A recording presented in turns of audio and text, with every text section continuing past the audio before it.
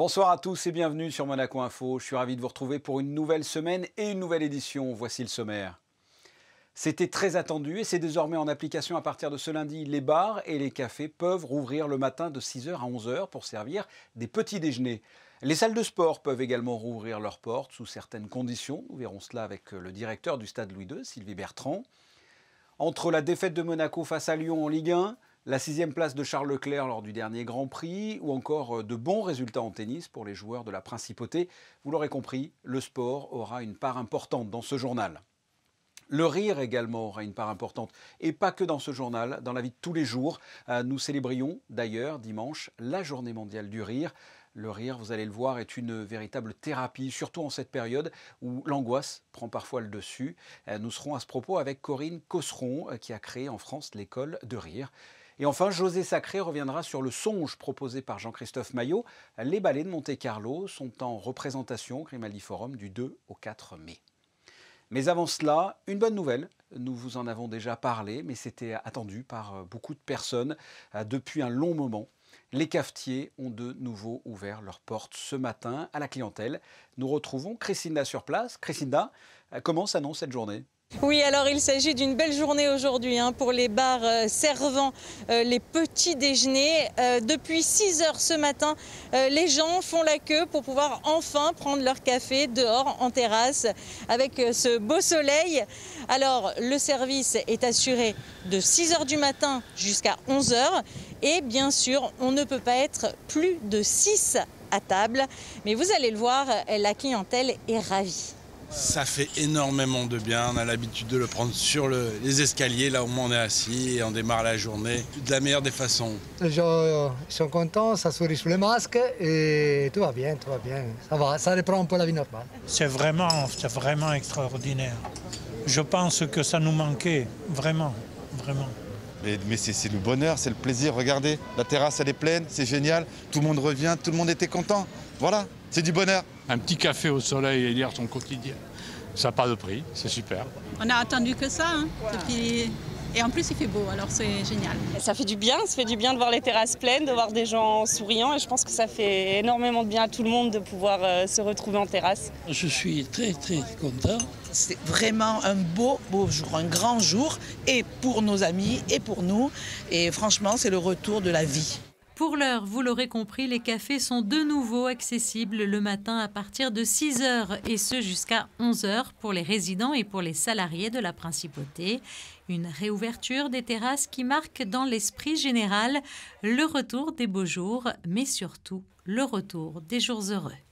Et qu'est-ce que l'on fait le matin dans un bar quand on prend son café ? Eh bien, on parle souvent de sport et des derniers résultats. Nous allons justement ouvrir une large page sportive avec vous, Vanessa Dessy.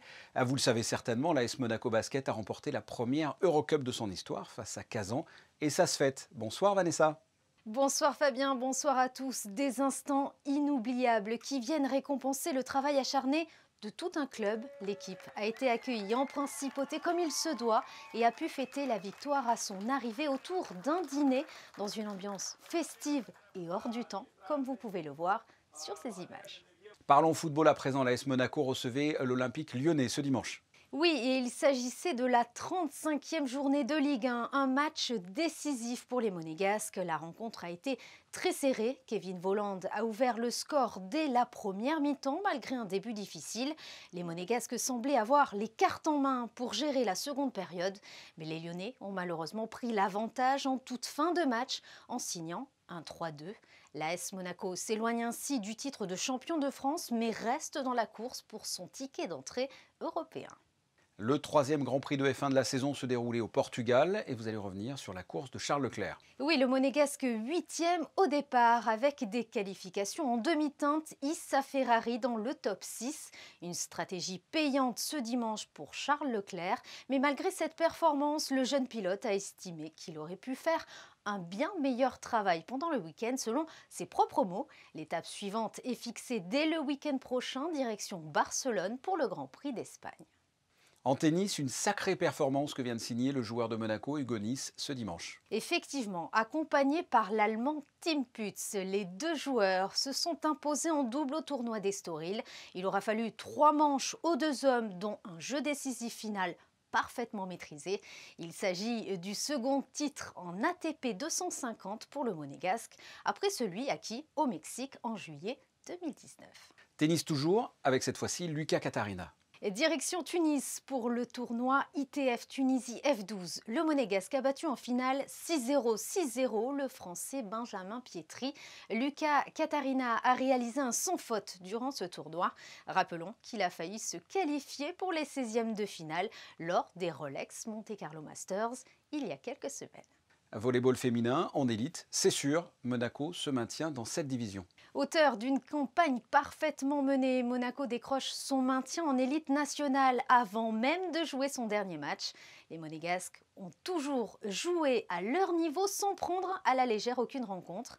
Ce samedi, Monaco s'est tranquillement imposé à Malakoff, ne laissant que 38 points à son adversaire. Les filles auront le loisir de disputer le 8 mai prochain leur dernier match à domicile. Monaco gagne donc une semaine de confort afin de préparer encore plus précisément la saison prochaine. Merci Vanessa pour cette page sportive. Et si les professionnels continuent leur compétition, le sport amateur était jusqu'à présent à l'arrêt. Et bien dès aujourd'hui, c'est la reprise des entraînements. C'est un assouplissement annoncé par le gouvernement. Nous sommes avec le directeur du Stade Louis II, Sylvie Bertrand, bonsoir. Bonsoir. La réouverture des salles de sport et la reprise du sport en intérieur, oui, mais avec des conditions, c'est bien cela? C'est bien ça. On réouvre enfin nos salles de sport.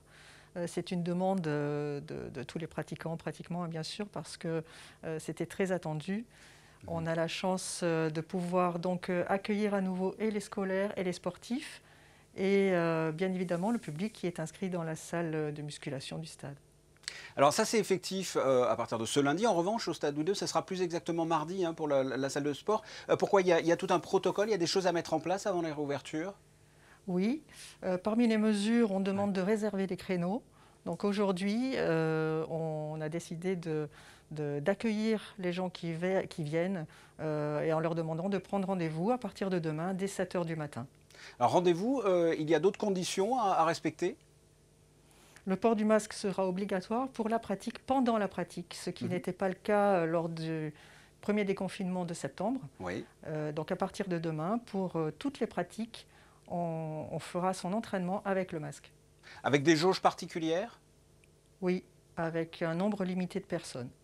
On a ce nombre ou ce n'est pas encore tout à fait défini?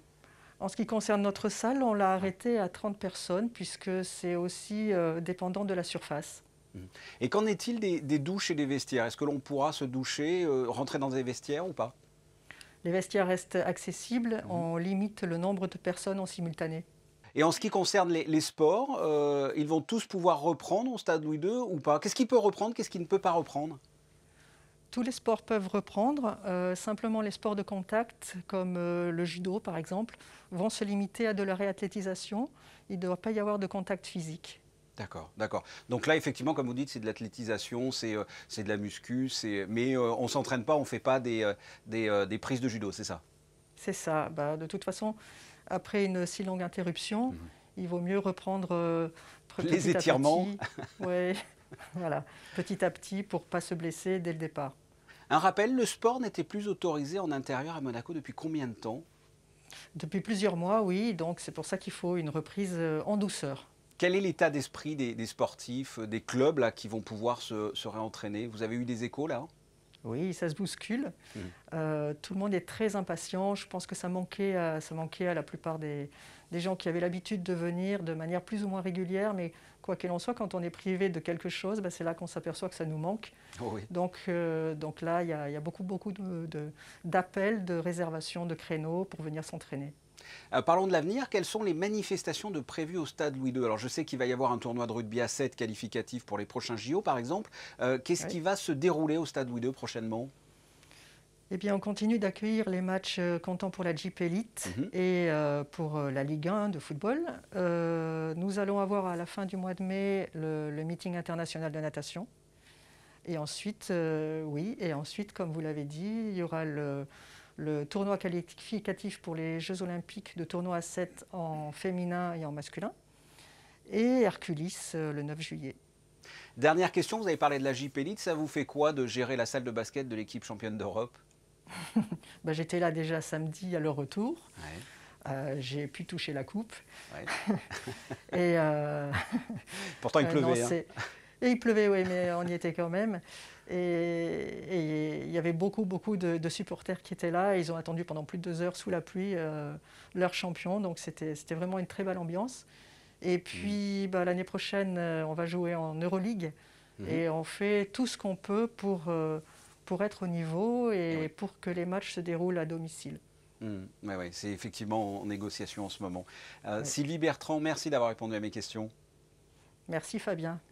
Nous avons parlé de la réouverture des salles de sport. Eh bien, je vous propose d'écouter les réactions de ceux qui ont fait leur entrée, on va dire, ce lundi au Hercules Fitness Club. Honnêtement, on attendait ça depuis au moins 4 mois, donc là on est vraiment heureux. Toute l'équipe est prête, on a tout mis les protocoles en place, donc on n'attend plus que les adhérents maintenant. Donc la réservation à midi, et à midi j'étais là, donc enfin. Et avec le masque ? C'est le seul truc que je comprends pas vraiment, mais s'il faut faire cet effort-là pour accéder à la salle, pas de problème. Ça vous avait manqué ? Ah oui, énormément. Depuis la dernière fois que je suis venu, c'était au mois de janvier, tout début janvier, avant la fermeture, et du coup, c'était très long.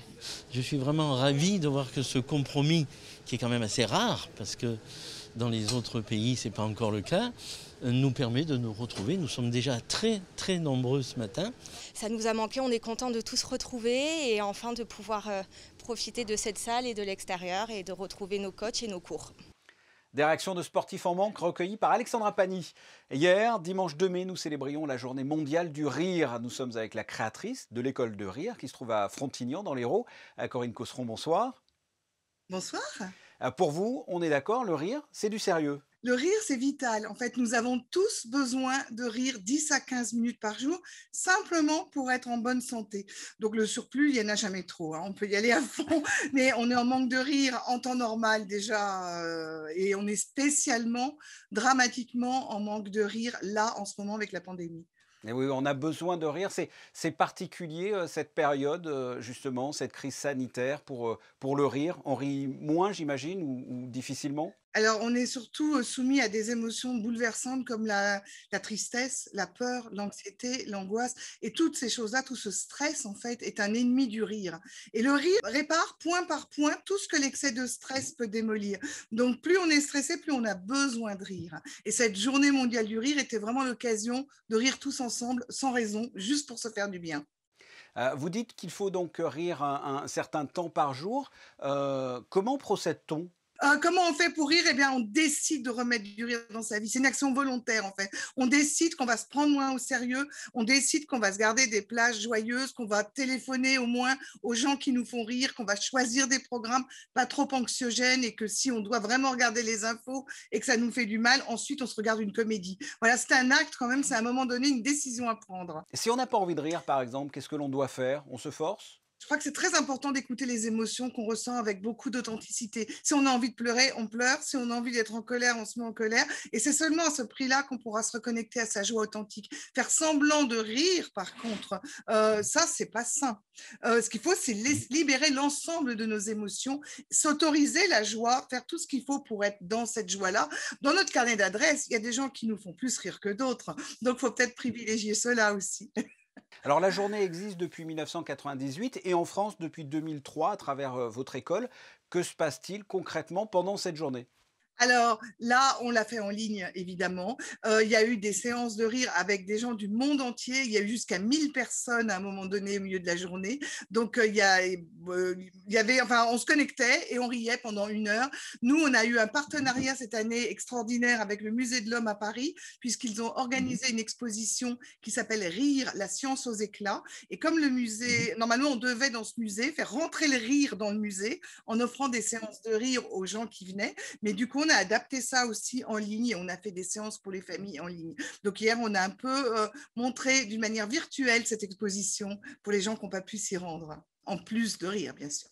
Alors, lorsque l'on veut vanner un ami qui vient de faire une blague, par exemple, on lui dit « Tiens, toi, tu as fait l'école du rire ». Vous l'avez vraiment créée, cette école. Qu'est-ce que cette école de rire? Qu'est-ce qui s'y passe concrètement? Nous formons des professionnels, des gens très sérieux, du secteur médico-social, des intervenants en entreprise, des enseignants, à toutes les techniques du rire et de la joie de vivre. En fait, ce sont aussi des techniques de libération émotionnelle qui sont très appropriées aussi bien dans le monde du travail que dans les écoles. On en a tous besoin. Et l'idée de ce que nous enseignons, qui s'appelle la rigologie et qui est très sérieuse, c'est de permettre aux gens d'apprendre à ressentir l'ensemble de leurs émotions, les accepter, les libérer, et à ce prix-là, on se reconnecte à notre état naturel, comme les enfants finalement, et on est dans un état naturel de joie de vivre, et du coup le rire vient naturellement, il n'y a même plus besoin d'exercice de rire. Alors, vous l'avez évoqué, le rire est un bienfait, mais est-ce que le rire soigne également? C'est plus subtil, c'est-à-dire que ne plus rire rend malade, ça c'est clair. Si on rit plus, on va se détraquer, si on n'exprime plus nos émotions, on va les bloquer à l'intérieur, tout ce qui ne s'exprime pas s'imprime, on payera. Donc remettre du rire, nous on intervient beaucoup avec les associations de patients, les patients cancéreux, les gens qui souffrent de fibromyalgie, de Parkinson, d'Alzheimer, on intervient vraiment partout. Nous aidons les gens à aller mieux, à se sentir mieux, à débloquer des choses, à se reconnecter à leur joie. Maintenant, je n'irai pas jusqu'à dire que le rire est un médicament, il ne soigne rien, il est quelque chose de naturel qu'il est important de remettre dans la vie des gens, même malades. Donc, on l'a dit, hein, le premier dimanche du mois de mai est la journée mondiale du rire. Qu'est-ce que vous nous conseillez de faire les 364 autres jours de l'année? Déjà de bien vous entourer, de moins vous prendre au sérieux, de vous sourire le matin dans la glace, d'utiliser cette petite phrase magique quand quelque chose vraiment arrive, c'est de vous dire « et alors ?» Est-ce qu'on en parlera encore dans 55 ans? Et puis de vous prendre avec plus de légèreté et de joie de vivre, vous vous sentirez vraiment, vraiment beaucoup mieux. Corinne Cosseron, merci pour ces conseils. Merci à vous. Les ballets de Monte-Carlo ont réussi leur pari de présenter au Grimaldi Forum 3 grands ballets narratifs différents, une dizaine de représentations, suivis par un public de plus en plus nombreux et heureux de retrouver du spectacle vivant. Reportage de José Sacré. Créé en 2005, Le Songe de Jean-Christophe Maillot est enfin de retour pour 3 spectacles des ballets de Monte-Carlo au Grimaldi Forum. C'est un spectacle qui était très important pour moi à l'époque où je l'ai fait, parce qu'il précise vraiment un peu mes 3 axes favoris pour ce qui est de l'écriture chorégraphique, c'est-à-dire fouiller effectivement le développement d'un répertoire académique mais en le liant à une narration, ça c'est le cas des Athéniens, la dimension dans le monde des faits de cette danse qui me semble souvent proche de l'érotisme, parce que par essence les corps en mouvement, je les trouve souvent érotiques, et dans la pièce de Shakespeare, ils se révèlent de cette manière-là. Et puis bien sûr les artisans, cette dimension de l'acteur chez le danseur. C'est vrai que c'est un spectacle qui a tourné beaucoup, mais on l'a rarement donné, comme on va le revoir ici. Je crois qu'on ne l'a pas donné depuis 2007, avec le décor original d'Ernest Pignon-Ernest. Et ça, c'est vraiment pour moi moi je dirais c'est une manière de lui dire merci, parce qu'il a signé ce décor. On l'a promené dans le monde entier, mais il est tellement complexe au niveau de sa construction avant de commencer le spectacle, qu'on l'a rarement donné dans son ensemble de cette manière-là. Et je dois dire qu'on a un petit peu trahi le travail d'Ernest Pignon pendant quelques années. Et là, c'est une manière un peu de lui rendre hommage, en lui rendant l'honneur qui lui est dû, en lui présentant le spectacle comme il se doit, avec tout l'ensemble de son décor. Ne manquez pas la dernière représentation du Songe ce mardi à 14h.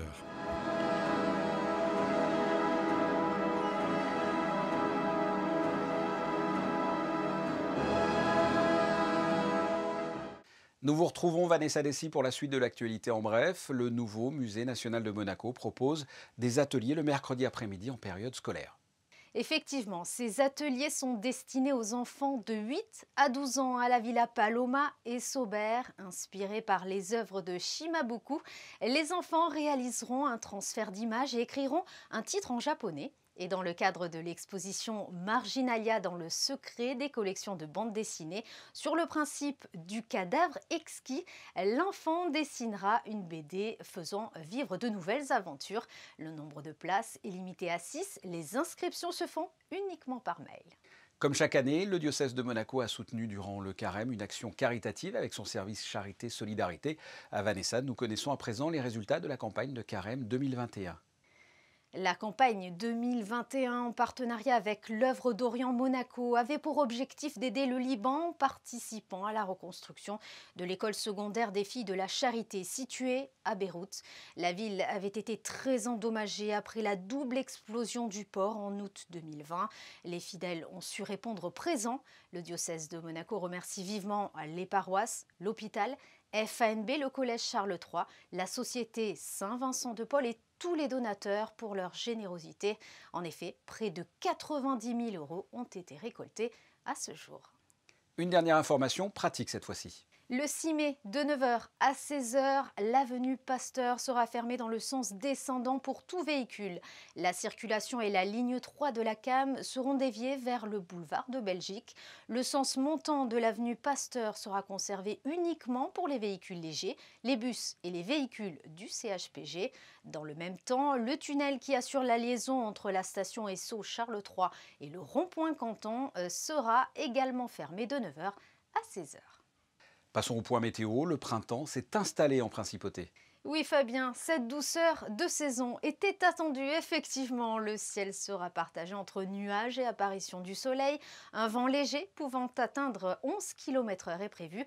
Les températures oscilleront de 10 à 17 degrés. Le soleil se lèvera à 6h17 et se couchera à 20h37.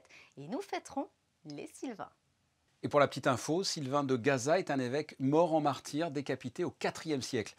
Plus réjouissant, on passe aux photos du jour. Avant de se quitter, nous avons d'ailleurs commencé par cela dans le journal.